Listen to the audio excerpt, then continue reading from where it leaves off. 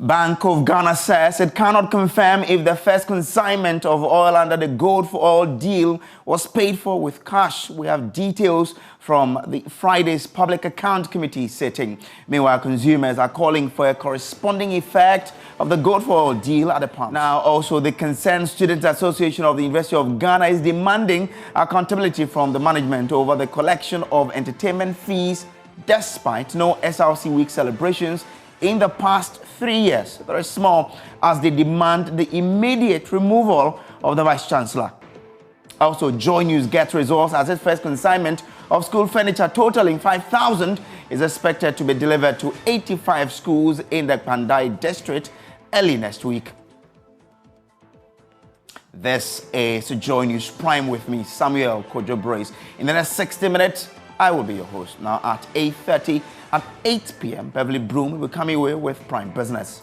Lack of corporate governance is impeding SMEs from accessing AFTA. We have details at 8 p.m. We are using the international set. So the AU sanctioned and we set out to prepare a manual for the corporate governance principles, which we have. And we realize that Ghana has a very weak corporate governance principle practice. This news is live on DSTV channel 421 and GoTV channel 144, as well as on Prime, that's Joy News Prime. Also, live around the world on myjoyonline.com. Stay with us for details.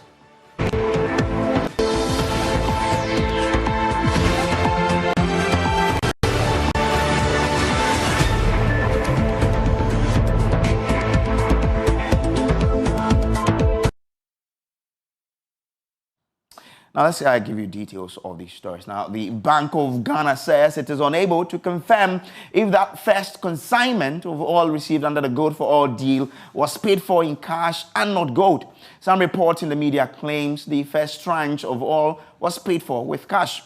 The pronouncements are coming at a time Ghanaian consumers are mounting pressure on government to effect the corresponding effect of a reduced fuel price at the pump through the Gold for Oil deal. Joy News was on the streets of Accra earlier Friday, where some consumers appealed for a reduction in fuel prices in the wake of the arrival of the first consignment of the Gold for Oil deal. There's more in the following report. We said, let's do something that the textbooks don't teach you. Let's do something that is out of the box. And this is why we said Gold for Oil. Thankfully, Ghana took its first delivery of oil under the Gold for Oil program. This was Vice President Dr. Mahamudu Bawumia announcing the arrival of the first consignment of the Gold for Oil deal. Government explains that amongst many other targets, the direct barter trade of Ghana's precious metal with the oil will tackle the depreciation of the cedi whilst reducing the pressure on Ghana's foreign reserves.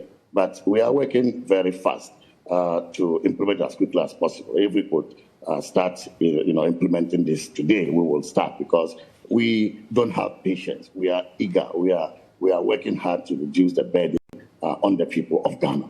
And so, granted that we can even start today, we will do that.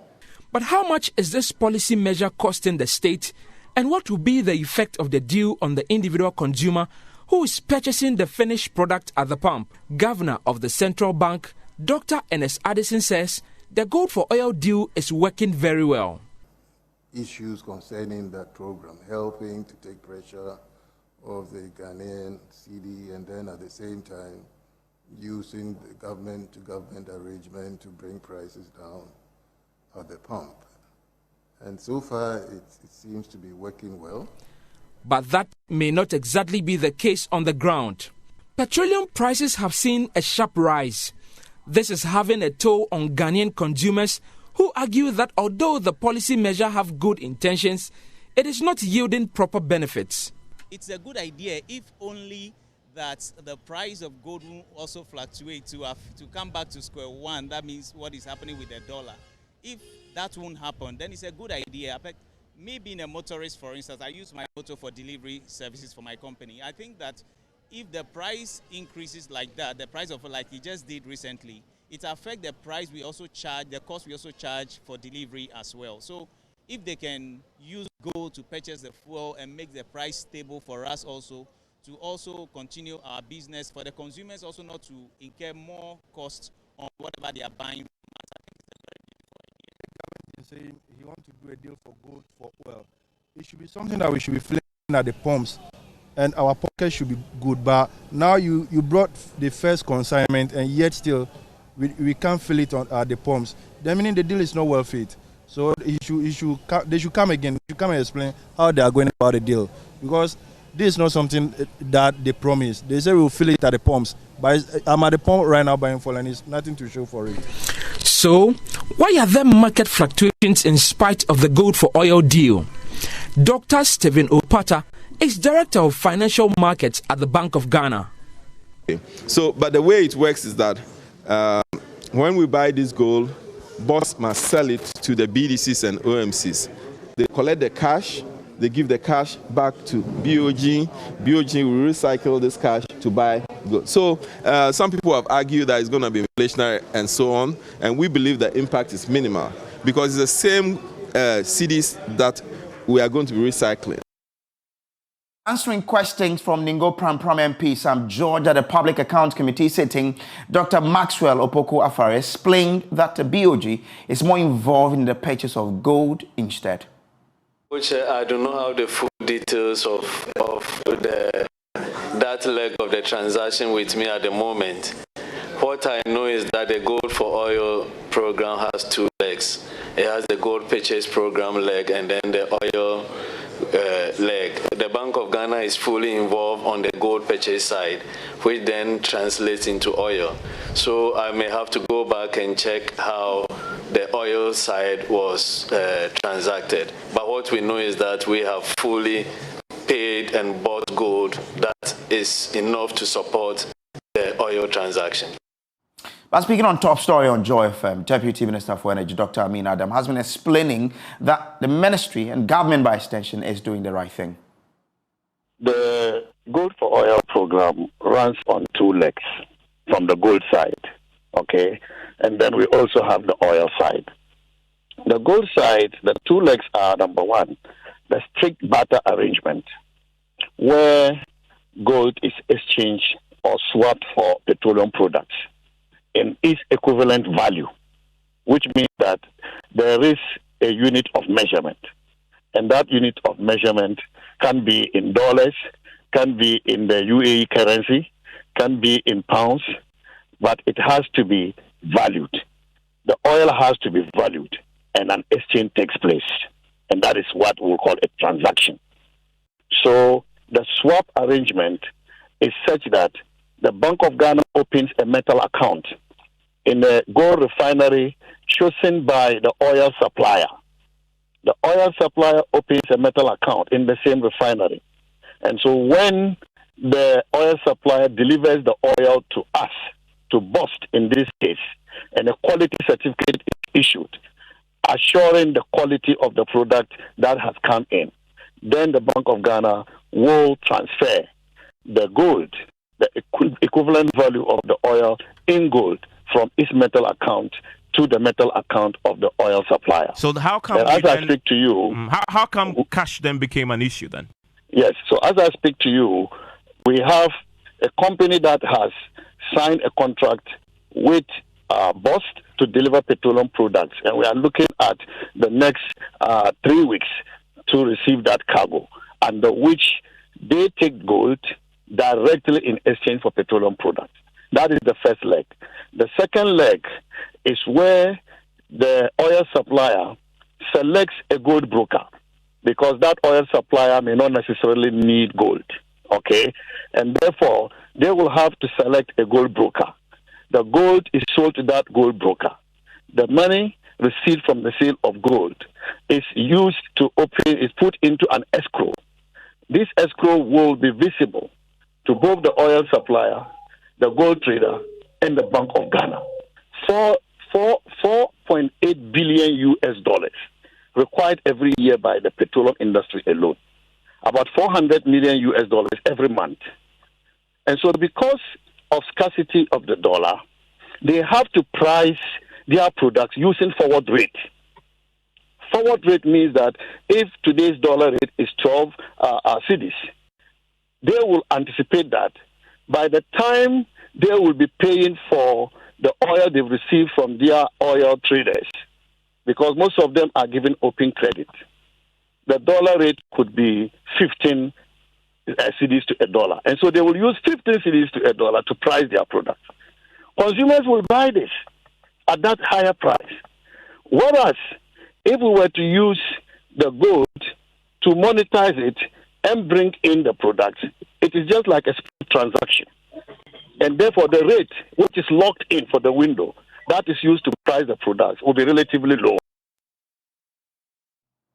Now, former Finance Minister Emmanuel Seth Tekpe is advising Finance Minister Ken Ofori-Atta to listen to the advice of technocrats at the ministry.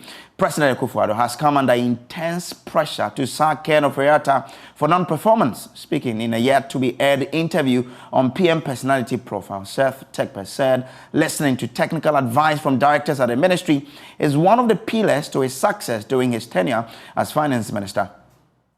The public servants. The Ministry of Finance has, and I'm not saying this because I was an employee there, but you have people who have, when you talk about 17 programs, by the time people get to the director levels and the chief director level, they may have handled, the current crop of directors may have handled or been part of 4 or 5 of these programs in their career. And the earlier ones, some of them like Sokwafari and the rest, who is our Minister of Health.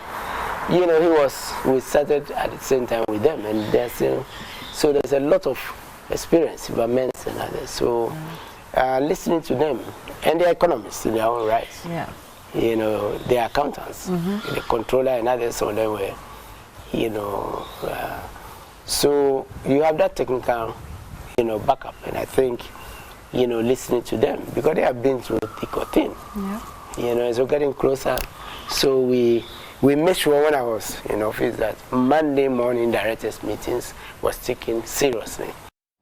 The full interview airs this evening at 9 p.m. on Joy News Channel. Make a date. Now, moving on to other stories. A trench developed on a deteriorated portion of the Mampon-Ejura Highway in the Ashanti region has cut off some communities. Motorists and commuters who are not familiar with the current state of the road are at risk of falling into the death trap. Roads Minister Kwesi Amoakwata has been assessing the extent of damage on the stretch. Amoakwata promises the road will be fixed as soon as possible. Mahmoud Mohammed Nuruddin has more. The road links parts of the Ashanti region to the Bono East region.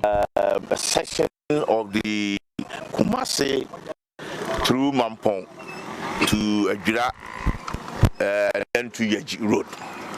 A section of it has fallen into serious disrepair that requires emergency attention to the extent that traffic cannot flow along the road. Residents claim at least 2 people have died as a result of the lethal pool. Drivers must now take a longer route through Asante Mampong to link to the other part of the road. And vehicular movements have had to be stopped or curtailed, and trucks, heavy trucks that normally ply this road are having to go through Mampong town. It is not the best. It is very, very dangerous, and it's not unacceptable, but that is the only route that is available. Road Minister Kwesi Amoakwata and officials from the Ghana Highway Authority inspected the deteriorated portion of the road to assess the extent of damage. And we have made a strong promise on behalf of government, on behalf of the president, to fix that bus culvert within the shortest possible time, in fact as quickly as practicable, so that the road from Yeji through Mampong to Kumasi will be linked up once more. Meanwhile, the minister and his team inspected progress of work on the second phase of the Lake Road in the Bosontwe district. Work is expected to be completed by the end of the year. Massive job, great job. And the education minister said this has never been seen since independence, and it's really through. The contractor is doing great job. and it's all aimed at opening this place up, because we know the great tourism potential that lies within the Bosomtwe district. And we are going to make sure that this road is completed in record time. That is awarded to Chico, that's the Chinese company. They are likely to complete latest by the end of February. They should be done with that particular project. The other one, which is being handled by Mrs. Kojo, has 3 phases. The first phase begins from Dopasi Junction up to Abidjan Kwanta. And then the second phase is from Abidjan Kwanta up to Nyamiani Junction. From Nyamiani Junction, there are 2 aspects. The old road will be asphalted up to Abono, that's up to the lake.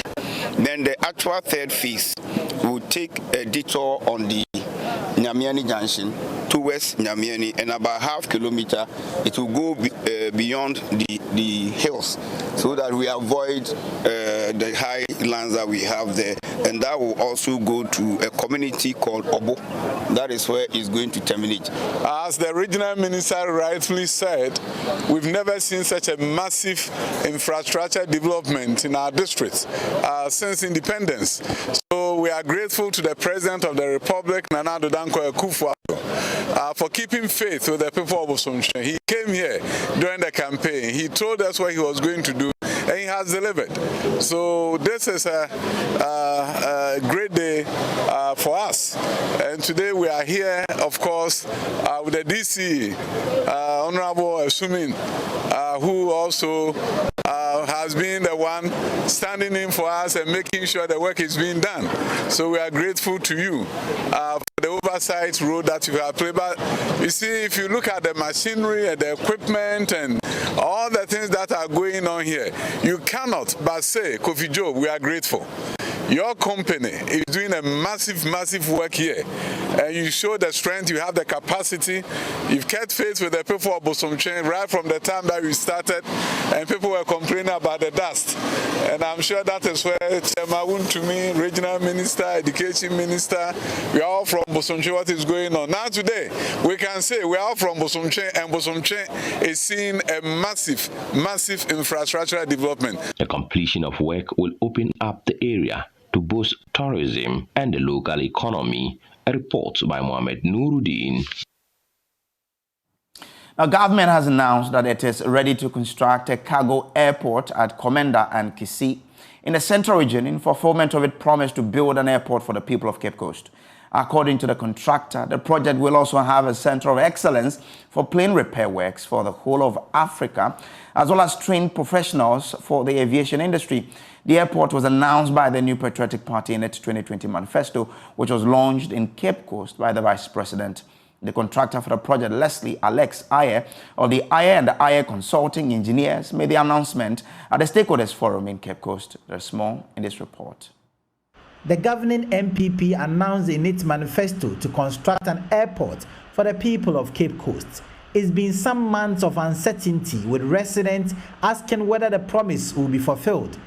At the stakeholders meeting in Cape Coast, the contractor for the project, Leslie Alex Ayer of the Ayer and Ayer Consulting Engineers, finally announced where the project would be sited and the kind of airport it's going to be. According to him, the cargo airport that will be built will be a center of excellence for plane repair works for the whole of Africa, as well as serve the needs arising out of tourism. People need a cargo. Cargo is a source of revenue all the time. So we are saying that for Ghana, for our positioning, what can we do apart from the tourist thing? The thing is to bring money to Ghana. So they decided that let this place, Kotoka is choked, where my company is working on Kotoka Airport, etc. Kotoka is choked. Let us bring the thing to the central region, the Sakradi Airport. Let's make an intelligent decision based on facts. Excellency said, get the man to do the study.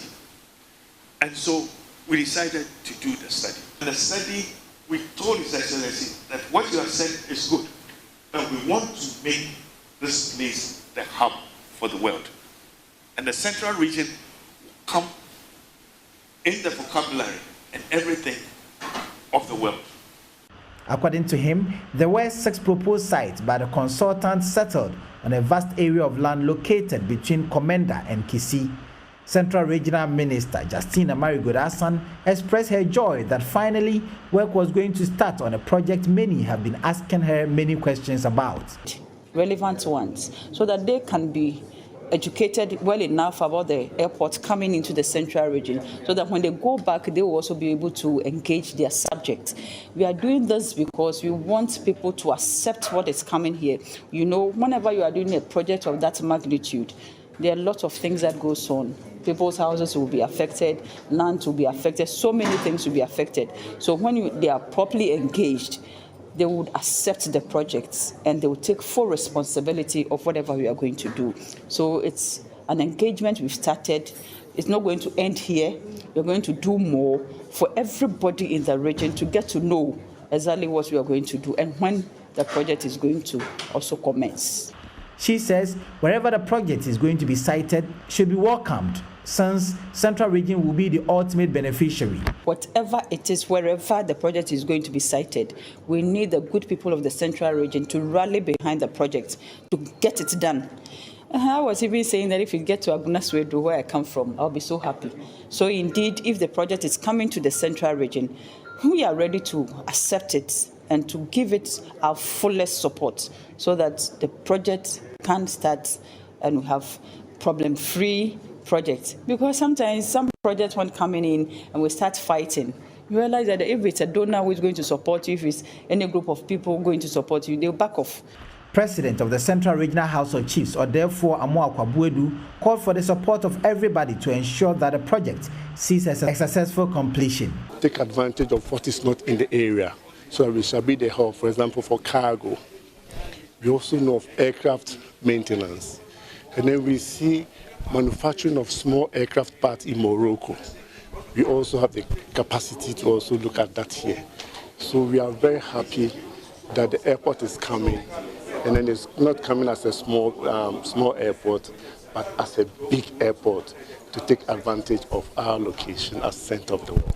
It is expected that a sword will be cut for the project to finally commence after a series of engagement of people who would be affected by the project. We can now go for this week's Joy News editorial with Benjamin Akapo. The Member of Parliament for North Tongue set the internet on fire recently when he alleged on his Facebook page that the presidency between January and September 2022 spent a whopping 15 million Ghana cedis changing car tires and batteries. That was shocking. This happened last year when the government of Ghana was squeezing Ghanaians to pay the e-levy because the country was broke and needed money from taxpayers. The budget for presidential travels is classified as a national security concern, so the public has no idea how much is being expended.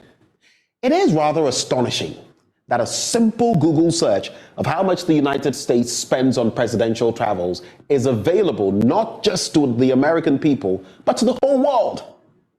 Mr. President, Nana Addo Dankwa Akufo-Addo, the allegations that your presidency spent 15 million Ghana cedis to change car tires is making us dizzy with apprehension. We refuse to believe it because you promised to protect the public purse. Nana, Kasa, speak and put your detractors to shame. Please say it isn't so, and we shall believe you.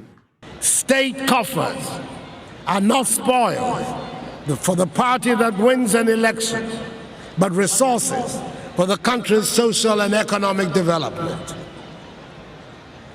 I shall protect the public purse by insisting on value for money in all transactions. Do not stay silent on this one like you would often do. How many cars do we have at the presidency anyway? How many car tires and batteries were changed? Which brands of tires were purchased? When was the last time car tires were changed? Which brands of car batteries were bought and how many cars needed batteries changed? I could ask over 1 million questions in this regard, but a few answers, Mr. President, would suffice.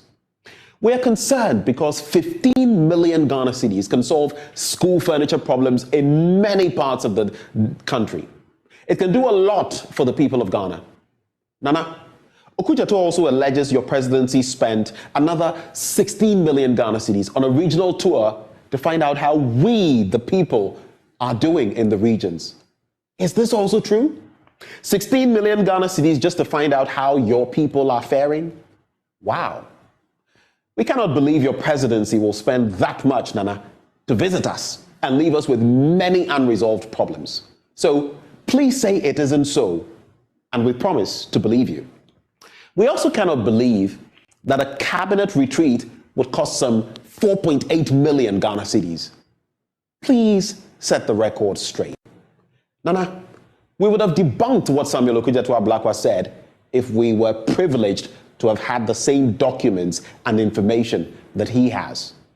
Is it true that when the finance minister told us in March 2022 that government would not buy new vehicles, the presidency actually spent some 6.5 million Ghana cedis on new vehicles? Is that really what happened? We refuse to believe it. Nana Akufo-Addo, the protector of the public purse, please speak up. Your children, Ghanaians, are eagerly listening. This is still the Joy News Prime. Still to come, the Concerned Student Association of the University of Ghana is demanding accountability from management over the collection of entertainment fees despite no SRC Week celebrations in the past 3 years. There is more as they demand the immediate removal of the Vice Chancellor.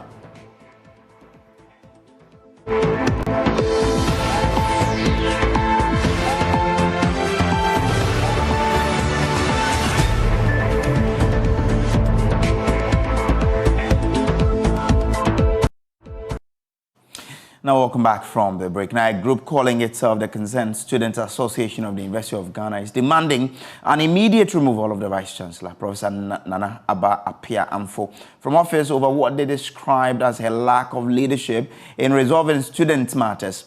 The group took to the street today in the Yabremo 2.0 demonstration against the university management 40% fees increment, accommodation problems, among others. The following report has more.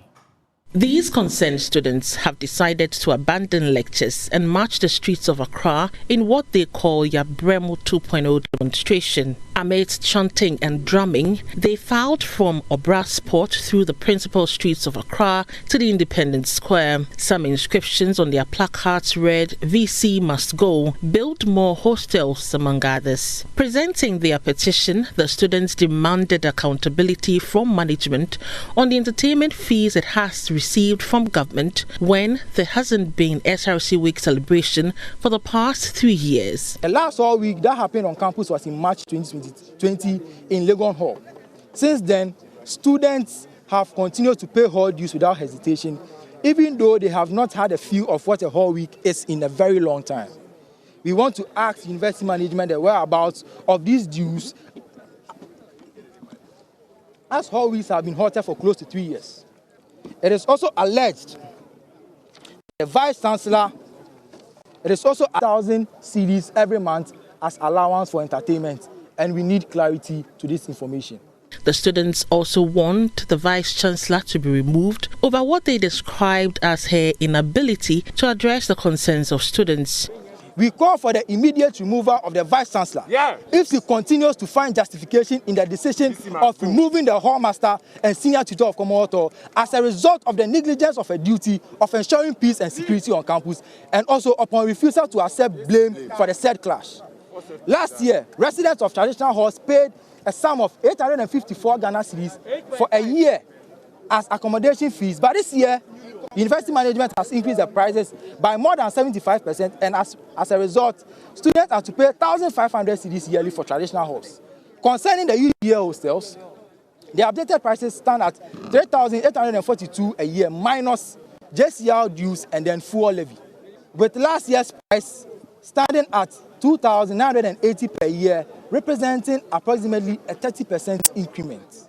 These increments are unreasonable. Students are suffering and we demand clarity. Receiving the petition on behalf of the Minister of Education, the Director of Internal Audit at the Ministry, Edward Fiaoife, expressed the need to find a lasting solution to the University of Ghana's problems. Education cannot fester on a campus that is very, very rowdy and rioting. God bless you. Education can only fester in peace. And we need educational people. We need people who have the knowledge to move this nation forward. Amen. Therefore, your petition will be taken care of. I will present it to the minister and you will hear from the minister. In the last meeting with the Education Ministry over the University of Ghana's imposition of unapproved fees, the school's management promised to consult the governing body over the matter to find a lasting solution. But the ministry's spokesperson, Kwesi Kwarteng, said they have since not heard from them. What I can say is that the petition has been presented by the students, and then all consequential decisions will be taken upon. At the end of the day, we've moved from that stage. Whether or not the ministry have heard from the university, it's clear that compliance was not implemented, or the university never complied to the directive by Parliament. The students have protested, and all consequential decisions will be taken from there. The concerned students have meanwhile vowed to embark on several other actions until their concerns are addressed. James Savage's report read to you. Now, first consignment of school furniture totaling 5,000 in number is expected to be delivered to 85 schools in the Pandai district this week. Now, this follows government's commitment to provide furniture to schools in a district which lacks furniture. The move comes after Joy News' documentary, Ghana Schools of Shame, which outlined some schools in a district which lack furniture. There's more in the following report. And the Joy News feature, dubbed Ghana Schools of Shame, produced by Jojo Kobina, a number of schools in the Pandai district were shown to have no furniture, a situation which was affecting academic work both for pupils and teachers. The Education Minister, in an interview with Joy News after the Joy News report, said government is committed to fixing the problem. 85 will benefit from a first 5,000 furniture to be delivered to the Pandai district. Some places have more challenges than others, so you can understand. But we have distributed furniture across the country. As I speak with you tomorrow, about 5,000 pieces of furniture is going to Pandai. Okay. It will be loading tomorrow, heading to some of the areas that have serious challenges. Was this after the documentary, or you were aware of the Pandai situation? I mean, you highlighted it, and I agree with you that when you highlight a problem, we should solve them. Joy News news team was at the manufacturing site of the desk Thursday, February 2nd, 2023. Benjamin Amwa, who is the Chief Executive Officer of Benji Furniture, told the news team everything is on course to get desk distributed to the beneficiary schools on time. Last week, I get a call from Ministries of Education that they need their school desks. Do I have some? I say, yes, I have some. They said they need 5,000. Can I get it? I say, yes. Upper primary, 2,500. Lower primary, 2,500. In all, 5,000 to, I think, more than 80-something schools in Pandai district. So I'm ready to deliver it today. So we are going to deliver them some today because we cannot carry all together at once. So now today we are going to load 2 articulators. So when they go, we are going to load another container tomorrow. Actually, I don't know how many pieces that articulator will take it. So today we will know exactly quantity that each articulator can carry to that place. My estimated is 500. That is my estimated. So that my cars will go there and distribute it to all the 81 schools, because the articulator cannot do that work. So they will send all to the district office, and my cars will go and take it and supply it to them. Now, the Ghana Law School has revealed intentions to expand legal education to train more lawyers and other judicial officers to improve the administration of justice. Director of the school, Berima Kojo Pong, says partnerships will be also explored to provide scholarship opportunities for students and lecturers. He was speaking at the induction of 84 students into the Ghana School of Law, Kumasi campus. I pledge to uphold the standards. The 84 students were inducted into the Ghana School of Law, Kumasi campus, to commence academic studies to become lawyers.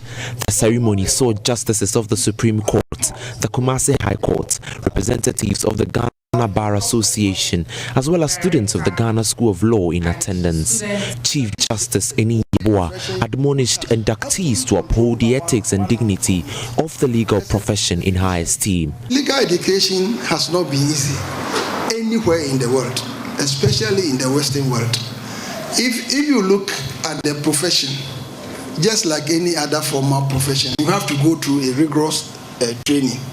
And some of you, this may be your second degree, and please don't take it lightly. It is not the case that because you are a pharmacist, the law profession is going to be easy for you. Because you are a doctor, this second profession is going to be easy for you. You take your lessons very, very seriously. Much has been given to you, and we expect so much from you. I hope that you will not take it lying down. You rise up to the occasion, get called to one of the honorable profession and play your part. The Director of Legal Education at the Ghana School of Law, Berima Kojo Pong, highlighted intentions to expand legal education and increase opportunities for legal students and trainers. Very soon, it should be possible for us to have our own property built by us in Kumasi, so that majority of our people from the other parts of the region should also have legal education very close to them. We are also seeking the cooperation of others, even beyond the jurisdiction of Ghana, to have some relationship with us that will ensure that after the authorities for both institutions have agreed, it will be possible for us to do some exchange programs and also perhaps have scholarship for our students and our lecturers who may be studying in that university. Acting Dean of the Faculty of Law, KNUST, Dr. Chris Adumakokwachi, admonished students to uphold professionalism in their line of duty. Students must learn how to think ethically and extricate themselves from the dilemmas that may come up during their legal practice. There needs to be more than just knowing the rules to prepare for professional ethical dilemmas. This imposes a duty on educators to prepare students for their professional life devoid of controversies and breaches of legal ethics. For Joy News, Nana Boachi Dankuyadom reporting. Thank you very much. Our health authorities in the Upper West region are deeply worried about the increase in cases of unsafe abortions in the Upper West region. The last year recorded 21 cases of unsafe abortions. A comprehensive care abortion service has therefore been initiated to reduce maternal morbidities and mortalities in the region. Joy News Upper West Regional Correspondent Rafiq Salam reports from Wa. The Comprehensive Abortion Care (CAC) initiated by the Ghana Health Service seeks to reduce maternal morbidities and mortalities in the Upper West region. The number of unsafe abortion cases in the Upper West region is on the rise. The Upper West region last year recorded 21 cases of unsafe abortions. Upper West Regional Director of Health Services, Dr. Damien Puiri, spoke of the rationale behind setting up of the comprehensive abortion care. So we now have to start moving, just like family planning, from that position of abhorrence, moving gradually, so people can accept that it's an intervention to prevent future catastrophe. Because if we don't protect the youth to develop to their potential, then we have a danger awaiting all of us. Research carried out by the Upper West Region Self-Directorate between 2020 and 2022 better explain the situation in this presentation. And that within that period that the research was conducted, we realized that 15% of the women within that time will go in for comprehensive abortion care or unsafe abortion or induced one because they don't have money to take care of the child. They're already having more children, and this pregnancy, they think that they don't have enough money to continue with that pregnancy. The stakeholders at the meeting, comprising of traditional and opinion leaders, educationists, and law enforcement officers, however, has these reservations. I am an advocate person, especially at the rural community level, even with adolescent corners or adolescent reproductive preventive issues, we have reservations. They are fighting it seriously. On child protection, adolescent reproductive is part of it, and they have the rights. They are to be aware of their reproductive and how to handle their own issues. When we go to preach about it, we are seen as people who are preaching immorality and as cause of our societal breakdown. So your stakeholders and religious people, are they calling for more engagement on it or acceptance? Are you sure they are not going to learn because they want to do business?